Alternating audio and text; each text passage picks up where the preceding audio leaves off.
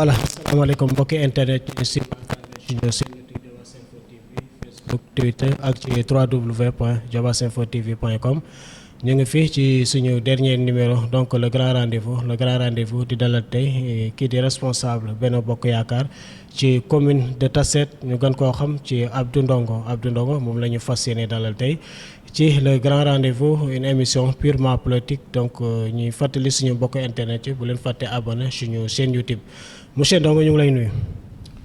waaw Ousmane maa ngi lay fay bu baax a baax di la wax ginnaaw bu ñu ne auzu billaahi mina sheytaani rajiim ni bismillaahi rahmaani rahiim ñu ngi lay fay di la sant bu baax a baax ci invitation bi di la wax ni aussi soyez les bienvenus fii ci commune Tassette merci.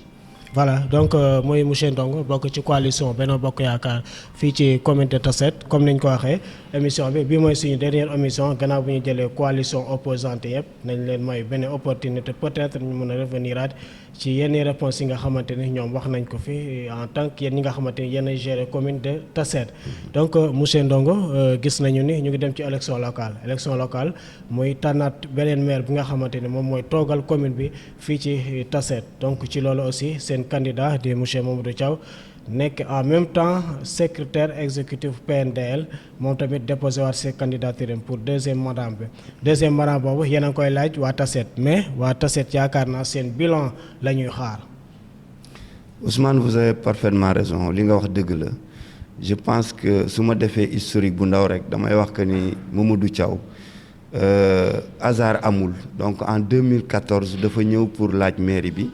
sur la bannière de Benno Bokk Yaakaar mu dem primaire mu am ay litige ñu bëgg a jiital ñeneen mu def imposé wu wane ni moom dafa soxla pour développer commune bi mu jël récépissé demal boppam sur fonds propres Benno Bokk Yaakaar jàppale wu ko mu dem sur fonds propres gagné tey jii Ousmane après ce mandat là ñu ngi préparé wu nii pour dem élection dëgg gi rétabliru na tey moom moo yor bannière Benno Bokk Yaakaar def ci un mandat boo xam ne bii kenn du ko natable population yëpp xam nañu li mu def ci commune bi réalisation yi dinañ ci dugg donc tey mu jël la Benno Bokk Yaakaar pour demander un second mandat aux populations donc population yi nag bilan la ñuy xaar bilan boobu defe naa ni xale yi la gën a tuuti ba mag ñi bi jaaw ñëpp xam nañu ko dans tous les secteurs yi nga xam ni mooy des compétences transférées ay pàcc yu ko état jox ba sax yi nga xam ni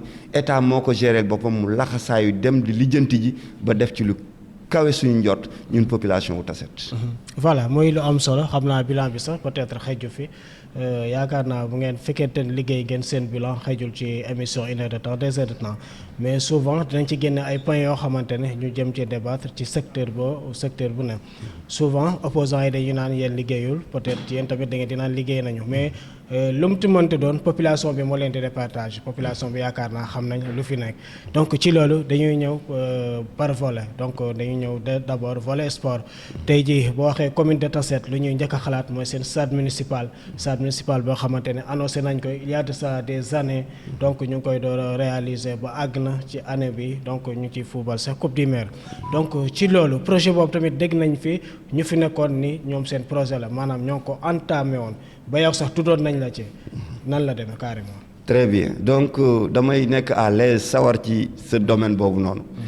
parce que ça fait presque 30 ans ma nekk dans le sport de Tassette. secrétaire général zone pendant 6 ans. président de zone pendant 6 ans président d'honneur pendant 6 ans président bu fi jaar rek man maa la accompagner. ci suñu mandat bii nga xam ni mooy 2014 man maa ne président commission jeunesse sport ci biir commune bi di nekk bras technique gu maire ak la zone. donc équipe sortante bi ma déggee ñu wax loolu man ay ree sax la ma defoon le président du conseil rural sortant mu ni stade bi seen projet la woon te document bi sax man la ko joxoon. Vraiment, c'est des informations erronées. Des documents. Non, loin de là. C'est des informations erronées parce que man beaucoup monde ci équipe municipale am bu amoon projet. bu baax ba mu defar ko xanaa ay bras technique am la koy jox moom dafa fàtte ni coalition PDS ak réew mi la ñu àndee 2014. mais durant ces 2 mandats j'étais son véritable opposant ànduma ak moom koo ànduloo nu mu lay joxe projet. mësuma yor projet. voilà fekkee ñun ñu comprendre mooy que peut-être bu ñuy joxante lenge ci leen lañ jox projet. bi ñuy def passation de service document yëpp a ngi fi te dañu ko signé sous réserve ndax bi ñu defee passation de service bi y avait tellement d'affaires nébuleuses yu lëndëm yoo xam ni le maire a signé sous réserve passation de service boobu noonu amul benn document bu doon wane ni moom amoon na yéene wala amoon na programme pour defar stade il n'avait même pas les possibilités man maa nekkoon président zone bu ñu ko masaan a parrainer la finale du ñëw c'est son adjoint qu'il envoie avec une enveloppe de 5000 francs xam nga fu ma mujj Ousmane dama ni zone bi bu ko kenn parraineeti ñun ñu nekk zone bi yow nekk ay enseignants chaque année léegi nañuy porter le fardeau di parrainer finale bi di indil jeunes yi ay 100 000 ay 200 000 ak ay jeux de maillot pour vous dire la réalité donc kooku xam nga ni parewul pour construire un terrain clôturé waxuma la un stade bu mel ni bii Mamadou Thiaw construire donc stade bi gis nañu il y a des années ay at lañ ko annoncé woon bu ñu ko annoncé tegaat nañ ci ay at stade bi ñu commencé travaux yi taxaw ba benn CLD bu ñu amoon Cheikh Noto ñu souligné woon ko yow mi nga jógoon wax ni incha allah stade bi léegi ñu recommencé waat travaux yi parce que nga wax ci ingénieur bi carrément lan moo arrêté woon travaux yi. très bien Ousmane population yi sax dama bëgg à partir de cette émission ñu comprendre procédure administration da nga naan am naa yéene defar stade et puis ma wax la itinéraire bi c'est le ministre directeur de cabinet Omar Youm moo fi ñëw final coupe maire Alioune Mbaye Nder était présent ce jour-là mu ni monsieur le maire Mamadou Thiaw may naa la terrain clôturé pour une enveloppe de 17 millions ñu démarrer clôture bi ñu ko démarrer ba pare dafa am ay structure de contrôle ay bureau de contrôle agence régionale de développement ci la bokk ñu ñëw xool que ni technicien bi fi nekk entrepreneur bi ñu ko joxoon muy tabaski liggéey bi baaxul ñu defal ko ay remarque yooyu mu bañ ci revenir ñu résilier contrat bi ñu demaat wuti beneen entrepreneur bi ñu demee wuti beneen entrepreneur muy monsieur Dia bi mu ñëwee ñu jox ko aussi pour mu construire stade bi mu démarrer gis nga bi mu démarrer chef maçon bi mu jëloon son grand frère c'est un professeur d'anglais au lycée de Thiadiaye c'est mon homologue sama xarit la donc moom moo ma présenté woon booy bi mu nekk chef maçon mu démarrer liggéey bi gis nga bi mu démarrer liggéey bi dem na ba mujj yoreel maçon yi ay xaalis te entrepreneur bi du ko gis benn yoon mu mujj ni ma ndongo moi je serai obligé ma dem ñibbi ba keroog entrepreneur bi bëgg a liggéey bi waa bureau technique ñëwaatee ak mairie bi ñëw ñu gis entrepreneur boobu gis ni aussi moom jël na marché bi mais amul capital bu tabax stade bi parce que état du la jox xaalis bi une enveloppe ni la demal liggéey ay décompte la lay jox léeg-léeg sax mu imposer la nga démarrer sur fonds propres donc boobu avorté waat encore monsieur le maire jëlaat engagement defaat ay démarches ni bii yoon pour la 3e fois nag dinaa fexe ba am entrepreneur boo xam ne bii du nom de monsieur Ndour ñu mettre leen en relation mu ñëw toog bureau technique toog mu wut benn agent voyer boo xam ne bii xam-xamam ci loolu la màcc mu ñëw ànd ci muy ñetti structure yoo xam ne dañ doon contrôler entrepreneur bi ak mairie bi nga xam ni Thierno Sarr la tegoon mu yore suivi bi ñun bureau municipal bi ñu koy jàppale loolu moo waral entrepreneur bi jël ay engagement liggéey bu rafet bi ba stade bi pare c'est pourquoi donc on peut comprendre ces 2 ans ou 3 ans yi stade bi duré parce que boo résilier ñaari contrat doog a mujj am bu mujj bi muy bi baax li am solo rek mooy objectif bi Mamadou amoon pour la jeunesse atteindre na ko un stade de 250 millions pour le moment je dis bien pareegul yaakaar ne stade multifonctionnel lay doon. stade multifonctionnel la des na espace bu ñu bàyyi pour terrain basket handball espace bu ñu bàyyi pour parking espace bu ñu bàyyi pour restaurant les projecteurs déjà dugal nañu engagement bi pour une enveloppe de 49 millions les projecteurs parce que dañu bëgg match yi dafay guddee éventuellement stade bi boo xoolee. Ousmane waaw gis nañ fi final boo xamante ni sax déjà loolu moo ko teel. très bien donc moo tax ba Mamadou Thiaw ak son conseil municipal ay visionnaire lañu Ousmane boo defaree lu mel ni aubaine bii nga xam ne mooy stade bi ñu defar amul ci région bi je dis bien dans les communes départementales amu ci da ngay dem Thiès ñun la stade Lat Dior mais bu dul loolu amul dans la région de Thiès. voilà donc pour que foofu débat bi toujours yaakaar naa ni Mamadou Thiaw aussi d'après lu muy def ñuy gis mun nañu wax ne jox na gëdd lii la jeunesse parce que au-delà du stade aussi gis nañu subvention yi nga xamante ne moom lay joxe. non mais xam nga jeunesse bi dafa bari ay couches loolu mooy volet sport jeunesse bi ñu nga ci étudiant ya mu leen di subventionner cette année 6,5 millions la ñu jox étudiants yi. c'est dans le cadre des jeunes.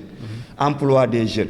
ñi nekk ci agence de régionale de développement yi ñi nekk PNDL ñi nekk dans l'ONAS nekk poste bu ma ko doon lim fii du jeex ñi nekk FERA di liggéey muy fonds d'entretien routier autonome kenn xamul nu mu toll enveloppe bi dugg fii ci emploi jeunesse bi ñi ci liggéey enveloppe bi dugg fii Ousmane su ma la ko waxoon na nga yéemu donc Mamadou jeunesse bi daf leen a fonk respecté leen di leen jàppale dafa dem ba yamatul sax ci subventionné étudiants yi kese mais boo bëggee formation mu accompagner la ci formation bi fayal la moitié bi nga génn maintenant mën a dugg ci circuit bi mën a productif mën a jàppale say waajur.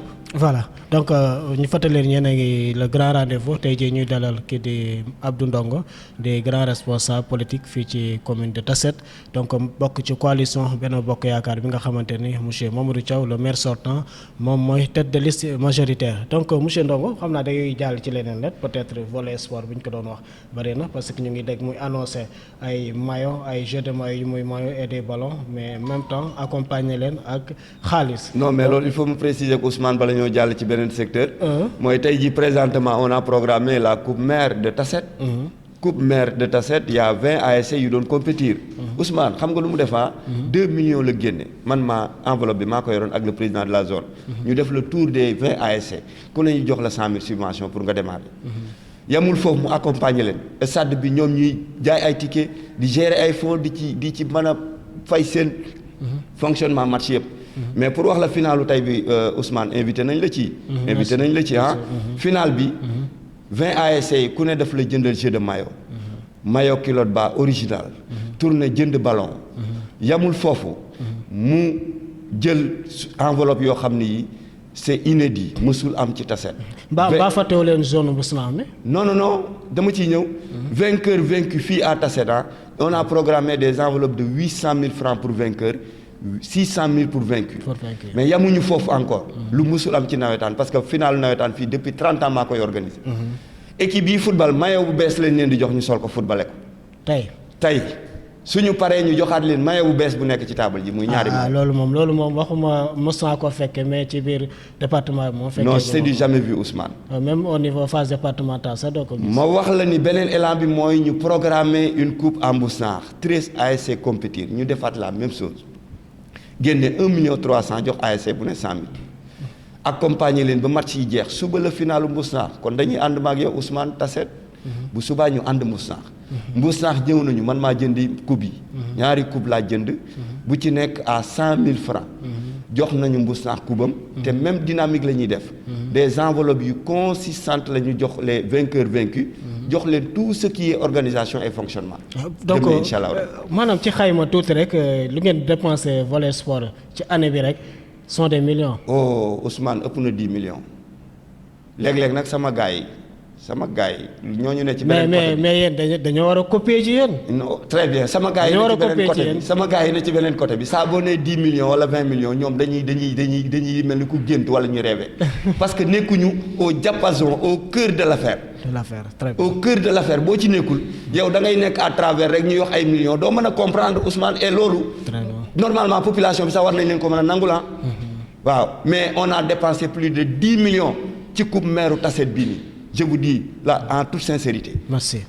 plus de 10 millions fële ci ku maire Mbousnakh. donc maire lu muy def ci jeunesse bi. mënuñu ko étaler on ne peut pas tout mettre dans une enveloppe. non xam naa dinañ ci am lenn sax yoo xamante ne dinañ ko parce que wax nga volet emploi donc subvention étudiants yooyu yëpp xam naa peut-être dinañ ci ñëw mais dañuy dugg directement ci wàllu foncier. parce que foncier aussi xaw naa bëri coow. c'est vrai yéen ñëw ngeen fi donc fekk ngeen fi ay tool.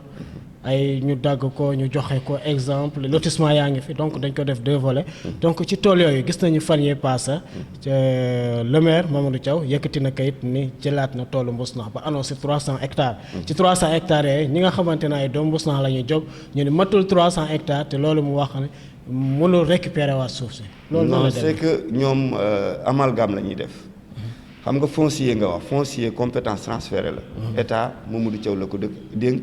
ak son conseil municipal.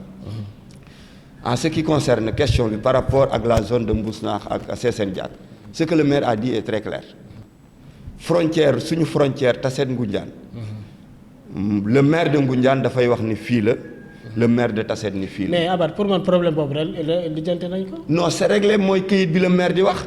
donc c'était une procédure. sous-préfet préfet gouverneur ministre de l'intérieur ministre des collectivités territoriales président de la république. maire këyit bi mu yoroon. arrêté président de la république mu joxe instruction gouverneur gis nga les services techniques. bi ñu wàccee di def frontière bi di ko rëdd. ak seen GPS. ak les coordonnées ils n'ont même pas informé la mairie de Tassette ni la mairie de Ngoundiane kooku c'est derrière nous te ñoom li ñuy wax noonu dañuy jouer la zizanie rek ci bopp population yi mais su élection yi jàllee incha allahu rabbi dana leer nañ fi frontière bi nekk li Tassette moom ak li Ngoundiane moom dana leer nañ te bu boobaa après à partir de ce moment précis maire va maintenant voir qu'est-ce qu'il va faire pour les populations. mais site bi boo fa wàccee daa mel na aussi am na ci parti boo xamante ni dafa sës ci carrière bi. oui déjà tool bi sës na ci carrière bi ñu ngi naan Ngoundiane la bokk wala fii la bokk mais quel que soit alpha population bi daal nee nañ daal nañ leen bàyyil tool bi. non population yi ñoom dañoo comprendre xam nga maire bu xeexee pour ni leen lii seen suuf la.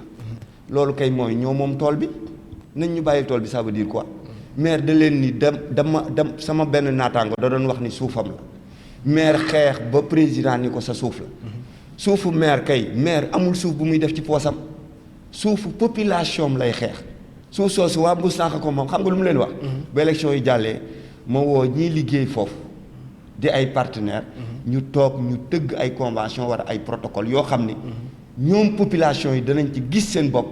di liggéey ñu mën leen fay salaire yu baax ñu am contrat yu baax loolu la maire wax te loolu lay défendre. donc mën nañoo jàpp ne daal Mamadou Thiaw day protéger suufam. Mamadou Thiaw day protéger suufam protéger ay population pour seen condition d'existence et de vie. voilà lotissement Tassette indi woon na fi coow surtout zone bi nga xamante ne foofu la stade bi nekk donc indi coow ñu naan ñii dañoo jot seen kayit ñii jotuñu seen kayit. lotissement bi ñaari situation moo ci am gis nga ñun bi ñu jëlee mairie bi xam nga ñun dañu nekk wax naa la ko sànq ñu ngi ci biir li ñuy wax dañ ko xam. ñun bi ñu jëlee maire bi dañu fekk équipe bi fi nekkoon am lotissement bu mu def. lotissement boobu mu defoon ñun dañ ñëw fekk ci ay poches yoo xam ni ay poches yoo xam ni dafa desoon jotuñu woon ko attribué ñun ci liggéey boobu lañ njëkk a def en 2016 ñu defar ko génne poches yooyu demande yi fi nekkoon di population yi bëgg liggéey ñu jox leen ay numéro attribué leen parcelles yooyu donc loolu moo nekkoon première étape bi ñu demee ba xam ni la demande est très forte ci la ñu doog a def conseil maintenant pour ni ñun nañ def extension li fi conseil bi bàyyi woon mu nekk à peu près 70 hectares ñun nañ ci yokk 20 hectares muy 90 hectares 20 hectares yooyu nag moo tënk Tassette léegi bi mu ko tënkee ku ci ne am na tool yu mu laal mais tool yi mu laal yépp doo dégg benn borom tool mu dem ci émission di wax ni quota bañ ma waroon joxuñu ma ko. li ñu jëloon comme décision mooy tool bu ñu dagg muy 20 parcelles borom tool bi ñu jox la 10 jox mairie bi 10 te loolu lañ def. doo ci dégg benn bruit kon ñoom li ñuy wax maîtriser wuñ ko sax. très bien espace vert yi. espace vert yi ñun bi ñu ñëwee cadastre daf nañu seen dossier bi mënta jàll parce que espace vert yi équipe sortante bi ngeen fi jëlee jaay nañu espace vert yëpp. li ci gën a garaaw mooy man dama ci am information. parce que ñoom nee na yéen a jaay espace vert yi. non espace vert yi ñoom ñoo ko fi defaroon bi ñuy dem élection ñu xam ne dañ leen di dóor la ñu bousiller tout pour wax la ci ni man dama ci am ay preuves parce que le président Idriss Seck man le réew mi laa yoroon bëggoon a demal sama bopp mu imposé ma bi ñu waxtaanee ni dañu war a ànd ak PDS ma ne ko mais monsieur le président PDS mooy c'est l'homme à abattre au niveau de Tassette donc par discipline de parti ma ànd ak moom coalition moom moo jiite woon majoritaire man ma jiite proportionnel donc ci bi foofu laa amee 2 conseillers pour génn ñëw ci conseil municipal bi ànd ak Mamadou Thiaw di liggéey donc espace vert yi mu fi bàyyi woon veillu élection yi maa ngi ànd ak moom muy attribuer ay parcelles am na sama benn copain bu ñëw ni ma ndongo doo jige président jox ko 25000 mu jox la parcelle ma ni ko jamais parce que président dafa violé texte yi. est-ce que papier yooyu dinañ viable. mooy li ma la wax donc veillu élection ngay dérouler ay parcelles te li ma leen di wax ñoom bu ñu jàkkaarloon droit dans les yeux muy son premier adjoint ak moom le titulaire kon su boobaa li ma lay wax nii amu ci lu muy dindi parce que man j'ai des preuves palpables ñu concret yoo xam ne yi ñu mu jox parcelle moment bu ma àndee ak moom di campagne très bien donc voilà donc fàttali leen yéen a ngi le grand rendez-vous tey ñuy dalal kii di monsieur Abdou Ndongo donc muy grand responsable fii ci commune de Tassette bokk ci coalition Benno Bokk Yaakaar bi nga xamante ni Mamadou Thiaw moo ko jiite donc fii ci commune de Tassette muy laaj deuxième mandat donc monsieur Ndongo santé commune Tassette 51 villages sans compter les hameaux ñaari poste de santé tuuti na de. Ousmane gis nga santé c'est une compétence transférée donc ñaari poste de santé bi ñuy ñëw mën naa ni benn poste de santé moo nekk Mbousnakh boo xam ne bii construction bi jaar na yoon mais poste Tassette bi dañ fekk presque mu def plus de 20 ans mais Ousmane monsieur le maire bi ñu ñëwee ci conseil municipal li ñu njëkk a def mooy réfectionner poste de santé bi def ci plus de 20 millions ba mu nekk un poste boo xam ne bi digne de son nom yamuñu foofu ñu réfectionner la maternité de Tassette yamuñu foofu ñu construire je dis bien construire maternité Mbousnakh avec le plan international. kon maternité Mbousnakh ñoo ko construire avec un partenaire muy le plan international. Voilà, exactement. Oui yamul foofu maire ni Mbousnakh am poste de santé Tassette am poste de santé mais la zone de Xabane c'est plus de 23 villages kon war nañ leen désengorger ñuy mën di am faju sans ñu ñëw Tassette ñu programmer construire poste de santé Kër Ablaye Diaw au moment où je vous parle boobu ci programme bi la bokk.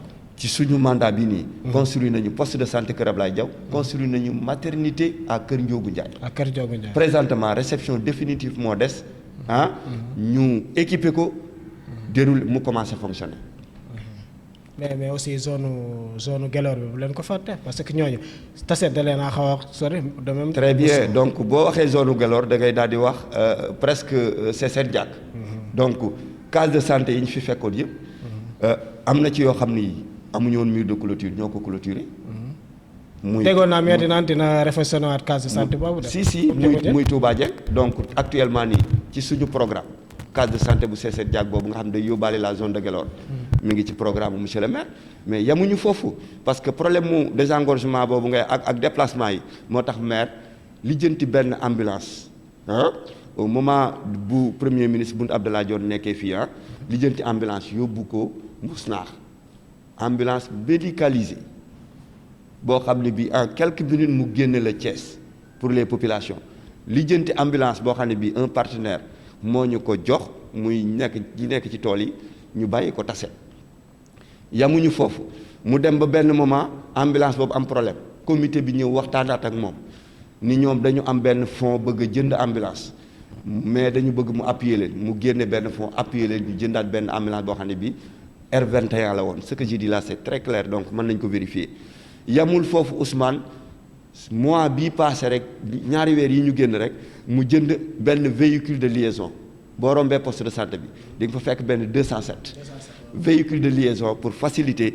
liggéeyu personnel poste de santé bi yamuñu foofu mu jënd échographie jigéen ñi dañ daan dem ba Thiès fay 8000 passe 3000 wala 4000 muy 12000 léegi maintenant da ngay ñëw fii nga def écho moom daf ne woon sax nañ leen koy may nañu écho bañ a fay mais comité de santé bi nga xam ne aussi ay fonds la ñuy bëgg am ay fonctionnement ñoo ni maire vraiment loolu day gàtt kon nañ ko defal population yi 5000 pour wax la souci bi monsieur le maire am ci ay population te chaque année Ousmane suñu conseil municipal mën naa la jox preuve yi chaque année ñu voté plus de 5 millions def ko ci ay médicaments envoyé ko poste de santé yi équipé leen pour mën a dimbali askan wi. très bien muy la am solo donc dañuy laal tuuti rek volet emploi des jeunes. yéen moom du mën maa ko wax ñëpp nee nañu yéen vraiment emploi des jeunes jàmbaar ngeen si waaye nag da ngeen a yore ndombal tànk dina yore PNT. mais c'est normal bu ñu yoree programme national de développement local président sas maire ni ko commune yëpp 557 communes yëpp jàppale leen jox ko fonds mais c'est normal mu jàppale commune yëpp mais jàppale commune am aussi tey jii bu dul woon bu nekkul woon ku ambitieux am ay objectifs yu sori du ñu àgg fii ñu àgg ci emploi des jeunes Ousmane FERA rek laa lay wax muy assainissement ñi ci recruter dañ leen a former ba jox leen diplôme professionnel ñu man FERA parce que actuellement même population yi dañ ko jàppee à tort et à travers dugal ma FERA rek non dañ leen a former ba jox leen diplôme professionnel boo xam ni bu tali yàqoo dagg piste de production yi bu daggee nga am technique pour bu ñu la tegalee matériel bi nga defar ko ba mu normal tey jii ñoom bu demoon ba maire jóge fi FERA projet boobu jóge fi sax ñoom diplôme boobu fu ñu dem ci yeneen entreprise wala yeneen société mën nañu liggéey très bien. mais FERA bi gars yi nee nañ Tassette rek la yem de. non commune bi ñëpp a ci gis seen bopp 51 villages. ñëpp a ci gis seen bopp parce que maire lu muy def day ñëw tegal conseil municipal ñu def arbitrage xool la demande xool sensibilité yi par ci et par là. doog a def dispatching. FERA boobu noonu enveloppe bi fii lañ koy voté conseil municipal chaque année. xam nga enveloppe bi ñaata la. 76 millions par mois. par mois par mois par an. par an autant pour moi. 76 millions par an. mooy dugg ci 103 emplois FERA yooyu. nga jël ni ma la ko waxee jeunes yi nekk PNDL.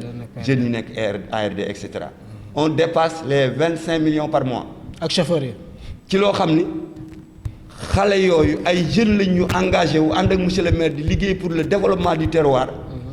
ñoom tey ñuy mën a gagné loo xam ne bu ñu demee yor papa ak yaay jënd ceeb diwlin jënd ciment fer di tabax. loolu mooy développement tam. mais loolu mooy développement Ousmane. quand même gars yi bu ñu bëgg maire bi rek tax ñuy wax ay kasaw. très bien lu am solo donc voilà Abdou Ndongo la moom la ñuy dalal ci le grand rendez-vous waaye suñu mbokk internet bu leen fàtte abonné suñu chaîne YouTube Diobass Info TV ñu ngi Facebook Twitter wala www.diobasinfotv.com monsieur Ndongo. oui il y a de cela des années déggoon nañu monsieur le maire. muy annoncé ne tali bi nga xamante ne moo jóge Tassette dafa war a àgg. muy tali boo xamante ne ñëpp jàpp nañu moom mooy désenclaver Tassette ak Mbour. surtout dinañ may opportunité yenn produits yëpp mun a agsi. très bien xam nga Tassette dafa nekk à 22 kilomètres de Thiès 24 kilomètres de Ngexoox. Mbour donc administrativement ñu dépendre Thiès. mais économiquement parlant. Mbour moo ëpp doole ci côté ñi dëkk Tassette di dem Mbour pour di liggéey ci jën yeeg et cetera. donc kon yoon bi dafa yitteel monsieur le maire yoon bi pour wax la Ousmane administration ni muy doxe ak yeexaayu procédure yi. mais président Macky Sall depuis 2012. fekk naa kay monsieur le maire. très bien 2012 la maye woon yoon bi à Thiès ni Tassette Ngexoox dañ koy defar goudron dem àgg mais procédure yi yàgg.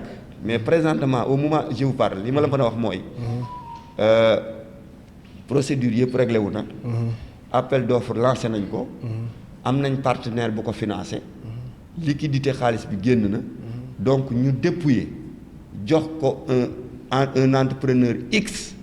mu wàcc commencé liggéey bi moo ci des Ousmane. très bien piste yi war ngeen ci kii de. waaw mais Ousmane piste yi suñu programme la xam naa ne bu ma ko waxaatee fii opposition beeg adversaire yi waaru. 2 milliards 500 millions le monsieur le maire projeté pour désenclaver tout Tassette en commençant par 5 pistes majeures. yeneen yi nag muy nekk ay raccordement de 1 kilomètre et cetera pour village bi génn et cetera. Palam génn pour Ndof génn Kër Birane génn.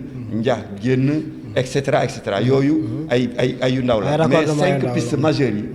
Ousmane def nañ 2 yi ci suñu premier mandat. deuxième mandat bi incha allahu rabbi. gars yi xam nañ dañuy gañ buñ añee. incha allahu rabbi. eggale 3 pistes yooyu. tey xam nga lu tax pour toujours moo xam ne le conseil bi day def arbitrage. mooy 5 pistes yi dañ ñëwoon yan ñoo gën a prioritaire yan ñoo gën a sonal askan. Ousmane ban bu ñuul bi yamul ak gannuuf. gannuuf sarit bi day jafe mais dina dem. waaw dina dem mais ban bu ñuul bu tawee doo dem. moo tax bi ñu ne dañuy defar ñaari piste ñu ni nañ defar Tassette Guelor. waaye nag il faut ngeen sóoraale zone yi nga xamante ne dañuy indoon defar piste bàyyi noonu rek sans accompagnement. defar leen ay pont parce que gis nañ loolu ci commune yeneen commune dañ leen di accompagner gis nga piste Tassette Guelor ak Tassette Sipane. qualité piste bi sax yow bis boo ci dawee nga kontaan parce que piste bi dañ ko defar de façon comme goudron. et puis accompagnement bi daf ciy am. mooy chaque fois Pamel Guelor di baax na. Pamel Guelor di baax na. Pamel Guelor jaar nañ ci Ousmane maag yow. waaw boobu jaax na baax na boo jaaree Sipane da nga naan gongo. yëpp ay piste de qualité la ñuy liggéey. parce que le maire de Tassette c'est le secrétaire exécutif du PNDL donc dafa yore un programme moom. mënul di liggéey qualité. dans les milieux les plus reculés du Sénégal. mais di bañ a liggéey qualité biir commune du yoon donc ñetti piste yi des incha allahu rabbi mi ngi suñu programme pour le second mandat. wéy la am solo macha allah voilà Abdou Ndongo moom la ñuy dalal tey jii suñu émission le grand jury moom responsable politique la monsieur Ndongo. yaakaar naa ni ci mandat monsieur le maire Mamadou Thiaw ci nga duggee ci municipalité bi voilà. oui ci laa duggee en 2014 laa nekk conseil municipal. conseil municipal. oui donc ngeen ñëw fekkaat fi yeneen opposant yi nga xamante ni yéen ñoom ngeen war a jàkkaarloo fii mu ne ci campagne bi ñu nekk nii. ñëpp di naan yéen la wala ñee la. yaakaar naa affaire du neex de. non Ousmane on a 5 adversaires. xam nga mbër moom tant que daanoo ko da nga koy respecté dem ci làmb jay bàkku jóge ca di bàkku moo gën a wóor mais monsieur le maire Mamadou Thiaw premier mandat am confiance ak espoir la population yi amoon fal ko mais deuxième mandat ku ne xam na ni dans le Sénégal tout entier que ni sa bilan moo lay fal. gis nga tey ji Ousmane. en toute sincérité. dëkk bu ñu dem. gis nga coalition yooyu ak adversaire yooyu su ñu la waxoon en âme et conscience problème yi ñuy am ci village yi actuellement dem ci village doo gis ku la tegal 16 dem ci le village doo am répondant dem ci village boo fa amee répondant kooku du ñimee woote ca pénc ma génne lu mu am parce que amul dara xam nga lu muy def loolu moom bu amee moom jarul sax ngay politique c'est sérieux Ousmane moo am gars yi bu ñu waxoon booy laaj commune bi ñëwee woo dem ci gars yi bu ñu waxoon dëgg gi mën naa laa citer des responsables yoo xam ne bi ñu jëlee seen leader yóbbu ko seen dëkk ci ay roq lañ koy dugal présenté ko seen yumpaañ mu cëral leen pour déglu ko. mais ñime wu ñoo woote ci penc. ñime wu ñu woote ci pont bi. c'est kon kay nañu dem toogi. c'est sérieux bu yaboo ñu toogi gis nga Ousmane dëgg rek kay dëgg. xam nga ci départ wax naa la ni la Mamadou en 2014 demeewul woon bannière Benno Bokk Yaakaar. tey yàlla rétablir dëgg gi mu demee ko. loolu dong doyoon na. beneen bi mooy 9 compétences yi ñu ko jox bu ci ne bu ma la doon étaler bilan bi émission bi du xaju fi. xajatu mu tourné. compétence yi mu yorul. muy courant ndox. ak yoon wax nañu yoon léegi. du compétence am. mais xoolal li mu ci def.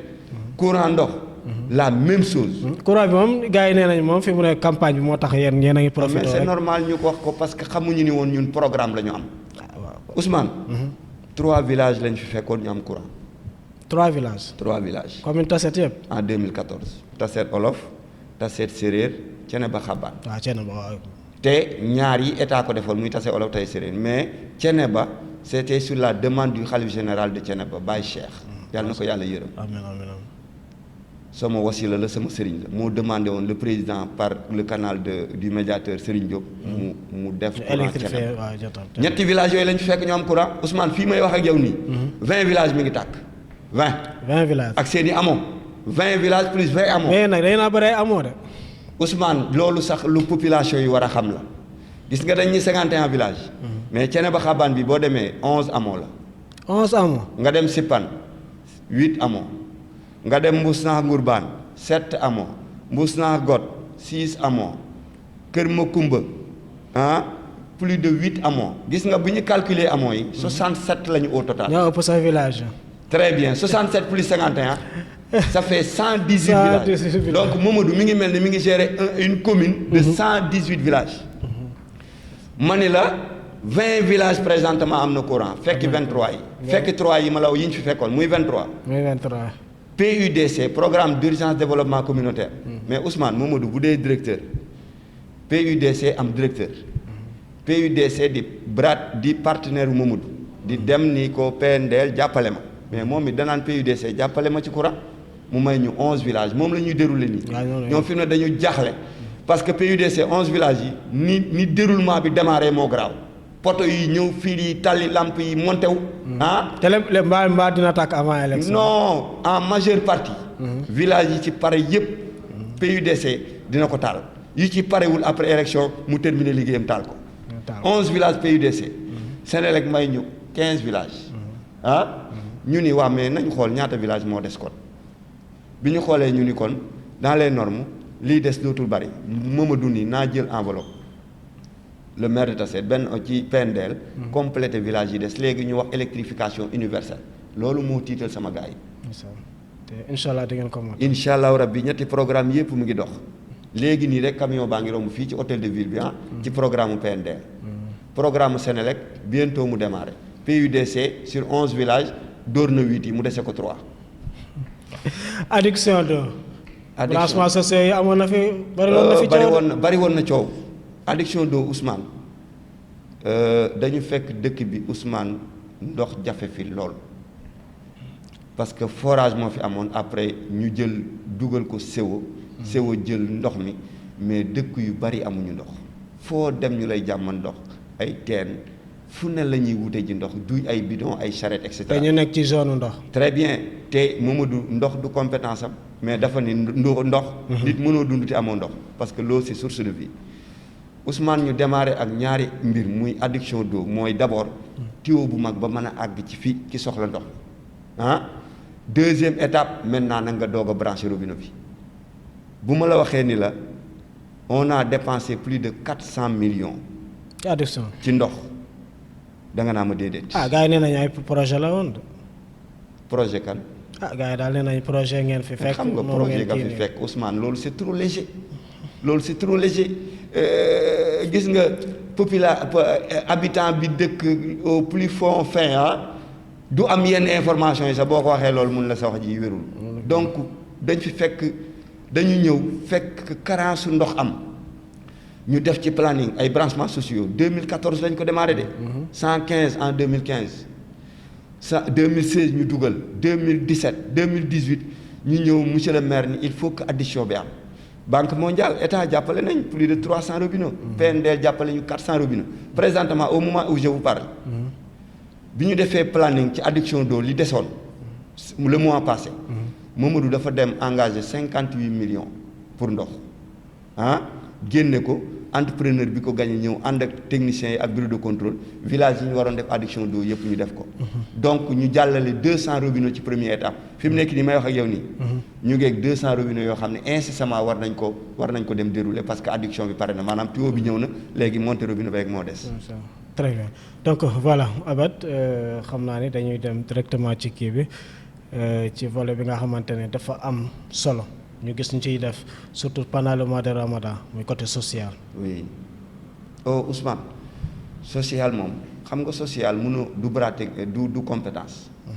social moom yow yaay génne sa poste. du lu ñu mën a population bi def du lu ñu mën a teg loxo wala ñu joxoñ ko. mais mën naa ni sax mën nañ ko teg loxo parce que ki nga defal njëkk xam nga social boobu ci cible bi mooy population yi. moo tax ba ñoom bu leen neexee ñu ni defuñ dara social mais ñi ñu ko defal. ñoom taset population bu ñor ñoo fi nekk ñun ñi leen di jiite ñoom ñoo ñu ëpp expérience ñoo ñu ëpp xel boo waxee dëgg xam nañu boo waxee safaan xam nañu gis nga social benn exemple rek laa lay jox bu concret muy kooru ren bii ñu génn 24 millions 24 millions soo ko waxee nag gars yi ni non ça c'est inimaginable chiffre bi mënta ne suukar ay camion ñoo fi wàcc tàndarma café bàyyiwuñu dara. sans compter les parrainages. 118 villages yooyu ma la wax. ku ci ne bi ñu demee bi ñu la sottilee loolu ci sa pénc. da nga yéemu ci quantité bi ni mu bare. 24 millions parce que corona bee waraloon ñu xam ni population yi sonn nañ. waaw sonn na corona bi Covid 19 bi Ousmane. ñu nga démarré ca Omo Madar lépp teg ko fii. indi ceeb indi soble avant même subvention au président Macky Sall monsieur le maire jël na les devants amoindrir les dégâts jàppale population ci ceeb ak dëwlin ak lépp loo xam ne dañ koy soxla. saa boobu Madaar ak lépp joxe nañ ko ci corona bi. corona bi dafa xawoon a difficile. monsieur le maire def ci lu am solo jéggi dayo moo tax léeg-léeg ma dem ci village sax ma ne gars yi soxla maire bi laaj leen corona bi 2019 bi mu amee. ñoom est-ce que dem nañ ci benn village. lan la ñu def. population yi dama leen koy wax. mun naa am dañoo amoo rek. waaw mais Ousmane mais ku amul kon léegi ñun dinañ la jox suñu commune. peut-être am na peut-être ressources yi. non mais Ousmane. te yaakaar naa li nga fi wax yëpp dinañ ci ñëw. Ousmane yaakaaruma ni Tassette am na ressources yu toll noonu. Ousmane Tassette amul ressource Ousmane. am nga ñaari marché gis nga bu dee dañu dégg li Mamadou Thiaw di def. ñu yaakaar ne bu ñu faloo danañ ko man avec la mairie. man à mon âme et conscience tey jii nii Mamadou li muy doxal nii ci Tassette wallaahi ku ko bëgg a remplacer bu dee mairie bii nga yaakaar gars yi fa lañ lay fekk ci bureau beeki xeer teg la ci je t'assure gis nga nit ki da ngay am profil am vision am programme am relation am connaissance chef de l'État am ci yow confiance wala mu xam la nga am un programme bien déterminé booy proposer population yi pour doog a ñëw di laaj commune bi Ousmane mais gars yi xoolal saa bu ñu génnee lu ñuy wax Mamadou deful lii gars yi ñoom lu ñu bëgg a def gars yi ñu ngi leen di xaaraat yéen a jëloon premier ci département yi ñu ngi leen di xaaraat non gis nga premier bi ñu jëloon ci département bi bii dafay gën a set sax quoi bii mooy gën a leer 2014 te ce sera une victoire écrasante te li ci gën a grave mooy Ousmane gars yooyu ñu ngi fi woon en 2014 demandé woon nañu. waaw am na ci ñu rëccoon nekk conseiller. ñaari conseil lañ fi ñëw Ousmane karoog lañ fi gëj. ñaari conseil c'est sérieux. mandat bi yëpp 5 ans. mandat bi yëpp karoog lañ fi gëj. ah loolu di moom taxul ñu wax. man xam nga 7 ans yi benn conseil laa tardé. jàmbaar dama amoon âge caajaay boo xam ne mënu ma ko woon bañ a fekke ma bañ a ñëw conseil pendant 7 ans xam nga lu tax. parce que man dama xamoon. li ma demoon laaj population yi ni leen def leen ma conseiller municipal ma waroon a toog fii di leen défendre. mooy yoon di yëkkati di yóbbu. mooy yoon mais ñoom ñu def leen conseiller ñu déserté. waa léegi fi mu ne bu ñu delluwaatee nii. élection 23 janvier yi def leen ma conseiller la ñuy waxaat. population yi nee naa leen tontu leen ni leen defoon nañ la conseiller 2014. loo ñu apporté loo ñu andi loon est-ce que daan nga fekkee réunion conseil municipal kon duñ la ko defaat. parfois man Aba damay jékki-jékki dégg ni kii conseil la ma naan waaw kii kañ la doon conseil doo ko gis fenn doo ko dégg sax. mais c'est la réalité Ousmane. mais loolu nag soxlawuñ loolu population bi dafa soxla ndaw ñoo xamante ni dañ leen di kaasal. dañuy toog xam nga Ousmane. xam lan mooy xew au niveau de la municipalité. Mamadou Bagnères bi mu demee woon le maire de Tassette 31 conseils la amoon opposition bi am 15 mais mujj nañu presque 35 yi wala 36. ñoo doon ànd ak moom di liggéey mais ñi génne woon ci liste yeneen liste yi dañu déserté jaaratuñ fi. te ñoom ñu ni am nañ souci ci population bi Ousmane quand même qu'on se dise la réalité ça c'est pas sérieux. doy na waar quand même. voilà donc monsieur Ndongo comme olof lu muy wax rek séeréer laa nag. luy doof ci nag bi xajul cin mi peut-être ci biir campagne bi dañ fexe occasion waxaat ci leneen surtout volet bu bari parce que éducation ngi fi laal ñu ci sax am na lu ñu fi déggaan ñu naan lycée bi yéen a ko indi ñee di naan indiwu leen ko fi ngeen ko fekk mais peut-être dañu am opportunité ci biir campagne bi gën cee waxtaan mais temps bi moo ñu xooj xam naa rek dañ lay bàyyi. une minute rek. lycée bi noonu monsieur le maire moo ko démarché ma ànd ak moom de l'IEF à l'IA. de l'IA au ministère ba ministère accordé le lycée bi. am ku ba conseil départemental nee na moo ko fa. non le président conseil départemental loolu la ñu wax sax ni ñu compétence sul Tassette la mais xam nga lu mu wax. daf ni son homologue apport bi mu waroon def dans le département defu ko moo tax ba moom démarche su lycée Tassette mënu ko def dégg nañ ko mu wax lool. kon Mamadou moo jóg démarché. parce que am na position bu mu nekk ci échiquier gouvernemental bi. ba ministre bi accordé ko lycée bi. mu leen di accompagner tabax fa plus de 5 salles de classe. Ousmane éducation tabax nañ 30 salles de classe. macha allah dinañ ci ñëwaat xam naa. Abdou Ndongo dañ lay bàyyi rek nga tàggatoo. donc vraiment dama leen di remercier bu baax a baax. di lancer un message solennel aux populations de Tassette. ñu woteel le maire Mamadou Thiaw mu am un second mandat. parce que ñun suñuy ambition ak suñu programme ak suñu vision. mooy un Tassette émergent. macha allah dëkk yëpp am ndox. dëkk yëpp am courant. dëkk yëpp am yoon. jeunes yi am liggéey. jigéen ñi am ay financement. dëkk yëpp am ay moulins à mil. ñu tabax fi gendarmerie. tabax fi hôpital. defar Tassette Mbour goudron. defar fi ay centre de formation. ñun fi mu ne suñu vision foofu la ne.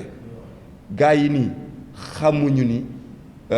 duñu seen morom ci saayir duñu seen morom ci baatin. te toujours ma dégg leen ñuy wax ñu naan le staff du maire est constitué que de professeurs et de cadres. des gens qui sont dévoués à la tâche. Moi, j'ai fait une carrière de 20 ans dans l'enseignement. Je suis un professeur de mathématiques au lycée de Thiadiaye. Gis nga bala ngay wax affaire xasse da ngay jéem d'abord boo amee ay diplôme loolu de baax na ci moom nga am équipe boo xamante ne moom mais boo amee ay diplôme bu dee da nga am ay diplôme da ngay wuti diplôme professionnel wuti métier.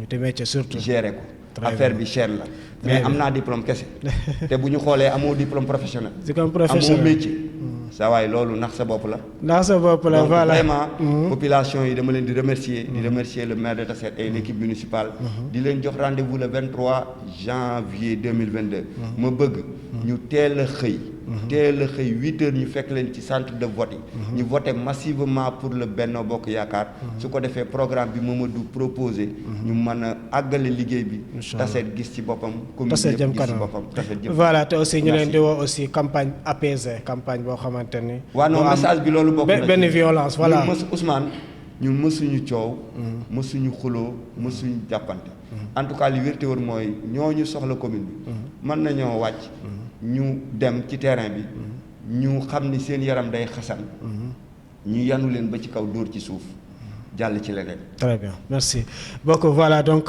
muy Abdou Ndongo xam naa comme ni ma ko waxee sànq rek nañu am opportunité parce que fii ngi ñu dalal des maisons hôtel de ville bi yaakaar naa aussi waroon nañ cee waxaat leneen parce que jaar nañ ay communes yu bari mais bu mel ni wax dëgg fi yàlla boo waxee rek gisaguñ ko donc loolu xam naa dinañ ci ñëwaat voilà mu nekkoon émission le grand rendez-vous tey jii ñu doon dalal grand responsable politique fii ci commune de Tassette ñu gën koo xam ci monsieur Abdou Ndongo bokk ci coalition Benno Bokk Yaakaar fii ci commune de Tassette bi nga xamante ni monsieur Mamadou Thiaw moo ko jiite ñu leen di souhaiter aussi bonne chance au soir du 23 merci donc yàlla na kuy gagné rek na doon Tassette na gagné donc voilà ñu xamee ko noonu ñu leen di wax rendez-vous donc ci beneen émission ci beneen numéro donc le grand rendez-vous merci beaucoup.